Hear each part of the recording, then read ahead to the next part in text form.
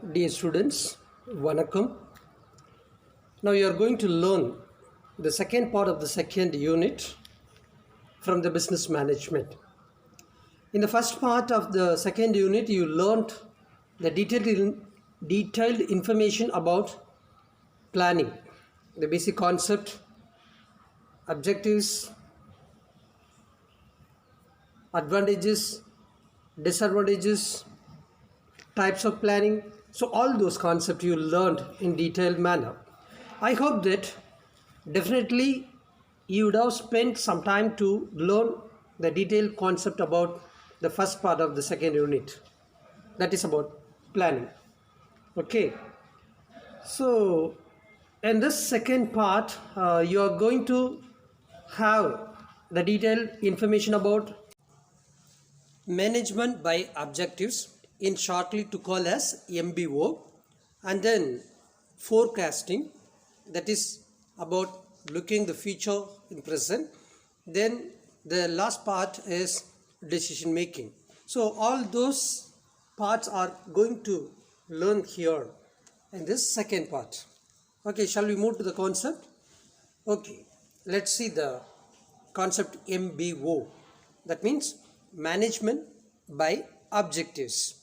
Management by objective means what is exactly? Okay, let's see that.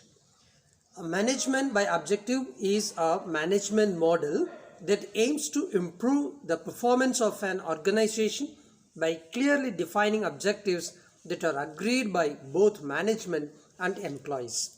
Okay, a management which has certain objectives. Okay, so the objective is to do some events. Okay, here the agreement between management and the employee is making to fulfill the objectives. Okay, so this is what called as management by objectives. Why they have this objective? That is to improve or to develop their actual performance and actual activities in their organization. So it is definitely possible when the employees agree with the management decision, management plan or management aim. Okay, so that is what called as management by objectives. Next let's learn about the need for management by objectives. Need. What is the need there for the MBO? See that it helps to understand the duties at the workplace. Okay, MBO helps, that is management by objectives. When a management sets some objectives, it helps to understand the duties at the workplace. The workers or the employees easily understand what to do and how to do because the objective set by the management is very clear. Then the employees are clear as to what is expected out of them. Okay, the objective set by the management gives the view what the management is expecting from their work, from their responsibility. So that is the second need. Then third one is MBO leads to satisfied employees. MBO leads to satisfied employees. Employees, everybody is not the satisfied mood, or they cannot be satisfied easily. So that means they have to set a proper objectives to lead the people towards the satisfaction. See that once you satisfy the employee, it is the way or it is the cost to get the maximum profit of the organization and should create the reputation of the organization in the society. Okay, then it avoids job mismatch and unnecessary confusion later on. Okay, the aimless organization will always get into the confusion. If there is some confusion arising, it is because of the aimless or because of there is no proper objectives. But this management by objective, a management which has a proper objective, helps always to build the good organization, and it always avoid job mismatch. That means the employees, those who are suppose not to be in the condition of unfit. So that means everyone get the satisfied level, everyone matching with the actual work given by the organization. And then the management by objectives ensure effective communication amongst the employees. Here, you see this point. This point is specifically telling about the effective communication. Okay, the communication amongst the employees. Though it is specifically given as the communication among the employees, it also can be raised between the communication between the employees and the management. Okay, this concept MBO, so called, helps always to build or to raise the communication between the employees and the managements. Then it leads to a positive ambience at the workplace. So it creates a positive thought. Okay, positive thought means always everything should go in a positive approach. Okay, positive thinking, positive attitude, positive, everything is in the positive way. Then the MBO process leads to highly motivated and committed employees. Okay, so see that always it motivates or it leads to motivate and committed employees. Okay, the employees are there. Some people may be highly motivated, self-motivated. Some people highly committed. Okay, but these two category people are being further motivated by the MBO. Then the MBO process sets as benchmark for every employee. It sets the benchmark. That means it creates a milestone so called. Okay, through which the employees start their work. Then the superior set target for each of the team members. Okay, who set the target here? See that either the team leader or the superior. Okay, they set the target for the employees by setting the objectives. Then each employee is given a list of specific tasks. By giving the objectives or by creating a proper valid objectives, the organization gives or creates the specific task to each and every employees. Because when they set a task, the workers or the employees in the organization, they properly work together towards achieving the task. Okay, so this is what going in the present business conditions. Then we shall see about, let's have the title forecasting. Okay, forecasting, you see the image, a person is looking with a lens somewhere. So that means it is forecasting, that means looking at the future. So what is forecasting? Forecasting is a planning tool to develop assumptions about the future. Okay, it is a planning tool. Okay, by using the forecasting as a tool, the business organization or any kind of organization look at the future to develop their level. Then it is based on the analyzing the present and past data available. Okay, the forecasting is helping the organization to look at the present data, past data, and through which they analyze about the future. That is the second one. Then it is the process of predicting the future based on past and present data.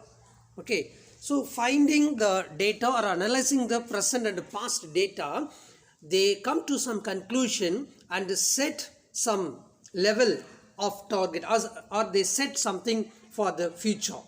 Okay, so always the future of the organization is based on the past and present event data of any organization. Then it is the method of forecasting.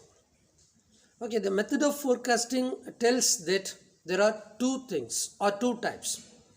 One is quantitative method, second one is qualitative methods. Forecasting is being made in through two aspects, that is quantitative methods. Quantitative refers the work data and other related. Quantitative, that is how much data is available, how far the data can be utilized. That means everything is numeric, number based. So that's why it's called as quantitative data. So based on this, the business organization or any organization, they do any kind of activities in the future. Second is qualitative methods. Qualitative method of forecasting. So it is everything based on the quality. Okay, you are doing a job. What you do is should be a valid and a quality one. Okay, you do some service, it should be some quality. You do some manufacturing process, that output is in a quality one, because the people in today's trend, they always expect the quality, because more competitors are there. Among those competitors, a quality one is being considered by the people. Okay, so that means the organization looks the future by having the quality tool or quality data. Okay, so these two are the methods or types or classification of the forecasting. Next, you are going to learn about the elements of forecasting. Elements of forecasting. What are the elements are there in forecasting? See that developing the basis of forecasting. Okay, forecasting, the first one is, the first element is developing the basis of forecasting. See, there are various opportunity or various choices to forecast or to look the future, but the basic thing is to be developed.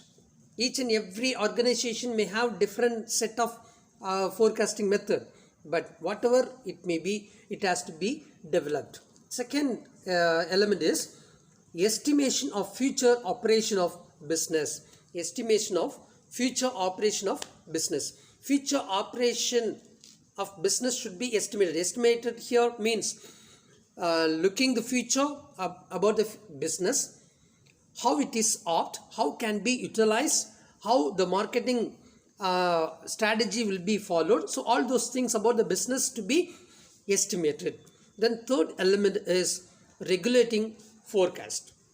Okay, once we find some solution or develop some method of forecasting, after developing we estimate about the future, the business terms, then all those things to be regulated. Okay, so that regulation must be there in forecasting, because once we think that it is going to happen, even after knowing that if we don't follow, it may not be a successful one. So that means it has to be regulated. The fourth one is review of the forecasting process. Okay, forecasting being regulated, after then it has to be reviewed. The review should be made. Why? Based on the review only, we can identify easily about the level of performance or level of forecasting. Okay, so for which the review is very important.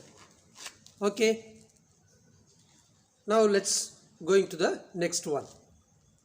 The next topic is decision making.